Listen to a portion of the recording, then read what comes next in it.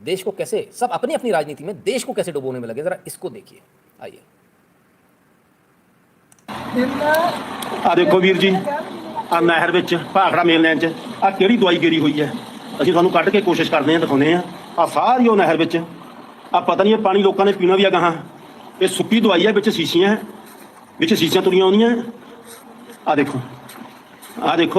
वो आपको रेमडेसिविर के इंजेक्शन चाहिए थे ना भाई साहब, ले लो भाई साहब, मिल तो रहे हैं, बह रहे हैं भाई साहब, बह रहे हैं। ये पता नहीं किहड़े केमिस्ट ने पाई है, रोपड़ की नहीं आ रही है तेरे ये सलेमपुर के पुल ते। ले लो भैया ले लो, ऐसे बह रही है। किसी ने आरएसएस का सवाल किया था तो नीचे जवाब आ गया। आरएसएस के लोगों ने इंसिडेंट की रिपोर्ट बनाई है और उन लोग वहाँ लगातार अपने काम कर रहे हैं, फाइनेंशियल हेल्प भी कर रहे हैं। लीजिए साहब, सुयश प्रणय त्रिपाठी जी ने स्पष्ट बता दिया, लगता है स्वयंसेवक के खुद भी शायद वहीं काम कर रहे हैं कि वहाँ पर काम हो रहा है, आरएसएस वहाँ पर ग्राउंड पर काम कर रही है, शायद इसीलिए इतने लोग बचे, नहीं तो अभी तक और ज़्यादा लाशें बिछ गई होती। भारत से अच्छा तो आज चाइना लग रहा है, कम से कम उस देश के लोग तो ज़्यादा ईमानदार थे, इस्लाम की आवाज़ दबा रहे हैं और इस्लाम का आवाज़ दबा रहे हैं। बिल्कुल साहब, चलिए, तो ये भारत की वो स्थिति है। देख लो, आ तुम यहाँ पे देख लो वीर जी, आ क्या होया होया, ये पता नहीं क्या दे रहा क्या नहीं, सारी नहर विच तेरे तो है नहीं दवाई दी, सुक्की जा पाउडर जा भरिया होया, पता नहीं वीर जी क्या 5300 रुपया प्रिंट है लिखा होया तेरे इधर बस देखी ना, इधर 5300 रुपया कितना होता है भाई, मेरे ख्याल से 5300 रुपये होते हैं शायद ना। प्रिंट कितने लिखा है, आ देखो, ये लीजिए, ये कोविड की दवाई आपको, ये देखिए यहाँ पर शायद अगर आपको दिखाओ, ये लीजिए रेमडेसिविर फॉर इंजेक्शन। आपको रेमडेसिविर नहीं मिल रहा था ना इस देश में, ये इस देश के नेताओं की हकीकत है, ये इस देश के नेताओं की आपकी जिंदगी के प्रति नफरत है। आप सिर्फ एक वोट बैंक है, इससे ऊपर आप कुछ नहीं है, ये आपकी औकात है। आपका बाप मर रहा है, मर जाए, हम उसे नहीं देंगे इंजेक्शन, बहा देंगे पानी में। वाह क्या बात है, क्या बात है मेरे देश के नेताओं, क्या बात है मेरे देश के हुक्मरानों, गजब। ऐसे जो दवा किसी बच्चे को नहीं मिल पाई, जो दवा 40 साल के उस व्यक्ति को नहीं मिल पाई, जो 2 बिलखते हुए बच्चे छोड़ गया, जिसकी बीवी को अब ये नहीं पता कि वो कहाँ से पैसा कमाएगी, क्या उसे अपना शरीर बेचना पड़ेगा, वो दवा नहर में तैर रही है। ये भारत की सच्चाई है, ये भारत की सच्चाई है। सच में हिंदू अनाथ हो गया, क्या करे, 2 दिन हिंसा करने का बदला लेने का विचार आ रहा है। We need a militant mechanism urgent. अरे ऋतु जी कैसी बात करते हैं। किसी ने कहा सर ये दवाई इंजेक्शन फेक है, दवाई नकली है। सर यहाँ तो असल रेप कांड भी फेक हो जाता है सर।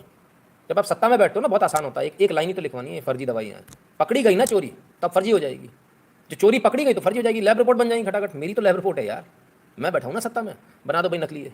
हाँ साहब नकली थी, कि पता नहीं चला, और पकड़ा मालूम किसको जाएगा, किसी गरीब को ऐसे खड़ा कर दिया जाएगा जिसे 2-10 हज़ार रुपये दे दिए जाएंगे, तू कबूल ले कि तू बना रहा था और तूने फेंकी है, और वो गरीब जेल चला जाएगा, जेल से बाहर आ जाएगा, उसे 1-2 लाख रुपये दे दिए जाएंगे, उसके लिए उतना बहुत है। इस देश में ऐसे ही चलता रहा है, आज तक यही होता रहा है, अब भी यही हो रहा है, तो बदलाव कहाँ आया। भाखड़ा नहर में बह रहे रेमडेसिविर इंजेक्शन, मरीज दर दर भटक रहे, हजारों इंजेक्शन पानी में बहने की आशंका, पुलिस जांच में जुटी। सर इस पूरी रिपोर्ट में ना कहीं भी नकली नहीं लिखा, और जो नकली रिपोर्ट बन जाएगी वो आप जानते हो कैसे बनती है, वो तो खटाखट अपने घर की खेती है, कभी भी बना दो नकली।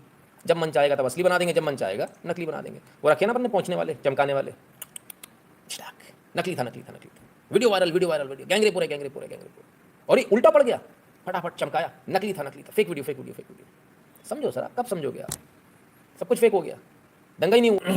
अब जरा ऑक्सीजन जो कम पड़ रही है, रेमडेसिविर की बात करिए, ऑक्सीजन कम पड़ रही है। ऑक्सीजन पे क्या हुआ, दिल्ली सरकार के डीडीयू अस्पताल जहां सुबह से ऑक्सीजन को खोल कर रख दिया जाता है ताकि ऑक्सीजन बर्बाद किया जाए और दिल्ली में ऑक्सीजन की कमी को दिखाया जा सके। जैसे ही हमारे मंडल अध्यक्ष चेतन जी इसको जानकारी मिली, वहां पहुंचे, इसका वीडियो बनाया, समय 6:40 PM। तो साहब ये असलियत है, वाल खोल दिया, लीक हो रही है, ये दिल्ली की असलियत है, ये दिल्ली की असलियत है, ठीक है। अब इस दिल्ली की असलियत को जरा आप समझिए।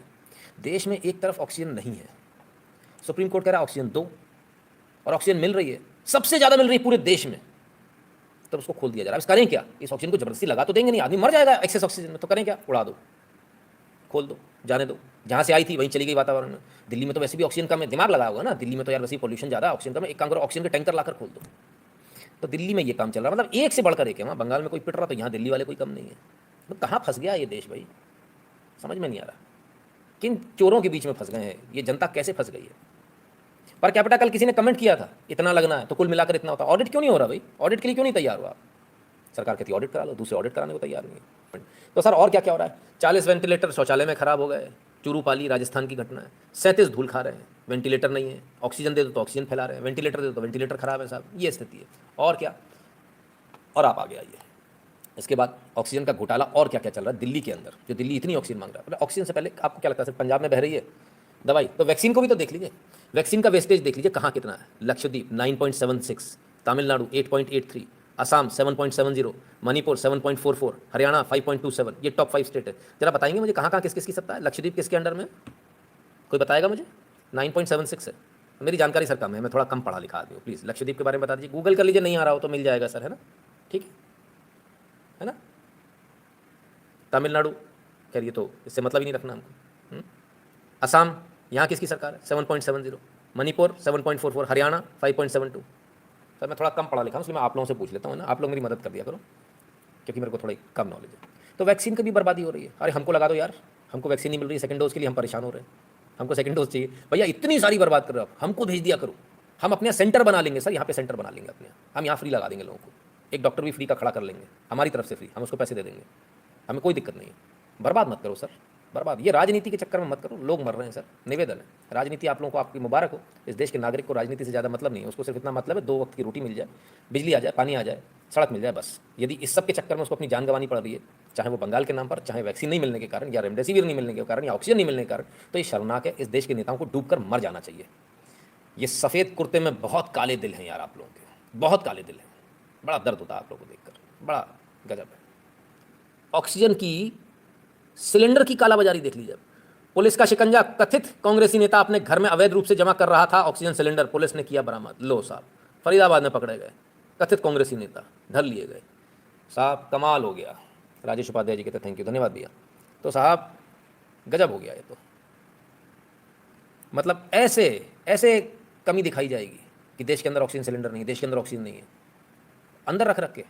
सबसे पहली बार बताया था ना कालाबाजारी हो रही, जब किसी ने नहीं बताया था तब से बताया था ना कालाबाजारी हो रही। सिलेंडर देख लो गोडाउन में पड़े हुए हैं, कहा था, आज आ रहा है सच सामने, आज कर रही है सरकार कार्रवाई। आप कहते हो ऐसा मत बोलो वैसा मत बोलो, इससे इमेज खराब हो जाएगी।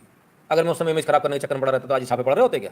ये सब निकल कर आ रहे होते क्या? वो 200 बेड का छापा पड़ा होता क्या? वो दिल्ली में अलग अलग अस्पतालों में छापे पड़े होते क्या? वो बेंगलुरु में छापा पड़ा होता क्या? वो तेजस्वी सूर्य ने निकाल कर दिया होता क्या कि सारा पूरा पूरा ब्लैक मार्केटिंग चल रही है? कोई करता क्या? अरे सर मुझे आपकी चिंता है, किसी और को है या नहीं मुझे नहीं मालूम। आइए पंजाब नहर का ही दोबारा आ गया। डब्बे पर लिखा था for government supply not for sale. कमाल है साहब। इंजेक्शन की कमी दिखानी है, एक दूसरे पर तोहमत लगानी है। ऑक्सीजन की कमी दिखानी है, एक दूसरे पर तोहमत लगानी है। एक दूसरे, अरे एक दूसरे को चाकू लेके मारो यार, हमको क्यों मार रहे हो? जनता को क्यों मार रहे हो? इंजेक्शन आए तो हम नहर में फेंक देंगे, ऑक्सीजन आएगी हम खोल के उड़ा देंगे। आपस में लड़ने के चक्कर में, वो देखो उसने किया, वो देखो उसने किया, मैंने इतना दिया तुमने इतना नहीं दिया, तुमने ये किया तुम्हारे इंजेक्शन कहाँ है? क्या मजाक बना दिया सर देश का। इस देश में कोई अव्यवस्था नाम की चीज़ नहीं होती सर, अगर नेता नहीं होते। इस देश में अगर आज मिलिट्री का शासन चल रहा था, यकीन मानिए एक आदमी बिना ऑक्सीजन के नहीं मरता, आप ये यकीन मानिए, क्योंकि ये नेतागिरी के चक्कर में हुआ है, ये नेताओं के चक्कर में हुआ है। हमें इसको गलत दिखाना है, मार दो 20-25 लोग, आज ऑक्सीजन नहीं आई, रेमडेसिविर नहीं मिल रही, मर रहे हैं मरने दो, अरे अपने को माइलेज मिलेगा, वोट मिलेंगे, सब तरफ ये, वो इन पर तोहमत, वो इन पर तोहमत, वो इन पर तोहमत। अरे उस गरीब आदमी ने क्या बिगाड़ा जो बेचारा जिसको कोरोना लग गया, उसने क्या बिगाड़ा? मत करो सर ऐसा, मत करो। बहुत बहुत बहुत दुखद है ये, देश की जनता मरती है तो बहुत बुरा लगता है। आइए, सिलेंडर रखने के चक्कर में एक और साहब गए। Delhi high court seeks response from AAP legislator Imran Hussain in plea alleging hoarding of oxygen cylinders. Imran Hussain को दिल्ली हाईकोर्ट ने तलब कर लिया, बोले भाई साहब ये जो आपने सिलेंडर रख रखे हैं अपने यहाँ, जरा ये बता दो। बता रहे हैं कुछ लोग पता नहीं कितने 560 हैं, कितने हैं, क्या है वो, तो अब हाईकोर्ट में जाएंगे तो जवाब देंगे। ये हालत है दिल्ली की। Plea alleges hoarding of oxygen cylinders by AAP MLA, Delhi high court seeks his presence. व्यक्तिगत रूप में आ जाओ, जवाब दे दो, आप कौन होते हो ऑक्सीजन सिलेंडर रखने वाले। यदि यही चीज़ आपने और मैंने करी होती कि हम यहाँ से ऑक्सीजन बांटेंगे और हमारे पास यदि सरकार की परमिशन नहीं होती, तो अब तक हम और आप रासुका में जेल में सड़ रहे होते, भला करने पे भी। हम तो एक्चुअली में भला करते, तो भी हम जेल में सड़ रहे होते, अब तक दिल्ली पुलिस उठाकर ले गई होती। लेकिन इमरान साहब को नहीं उठा के ले गई, क्योंकि उनका नाम इमरान है, और दिल्ली पुलिस तो आप जानते ही हो केंद्र के अधीन नहीं आती हो, तो इसलिए नहीं उठा पाई। ठीक है, तो साहब ठीक है, कोई बात नहीं, सिर्फ ये लोग इतना करें तो भी ठीक है। और देखिए साहब, इनसे मिलिए, ये चिकने चुपड़े चेहरे देखिए, ये 2 कल्प्रिट पकड़ेंगे, पुलिस ने छापा मार के पकड़ लिया। दिल्ली पुलिस ने क्या पकड़ा? 10 ऑक्सीजन कॉन्सेंट्रेटर, 42 प्लास्टिक पाइप जो ऑक्सीजन कॉन्सेंट्रेटर में लगते हैं, 3486 digital thermometer, 263 digital gun thermometers और 684 ऑक्सीमीटर, 10 नेबुलाइजर, ये इनके यहाँ स्टॉक थे और ये इसको अनटेशंट रेट में बेचना चाह रहे थे, लेकिन पकड़े गए। किस्मत अच्छी नहीं थी।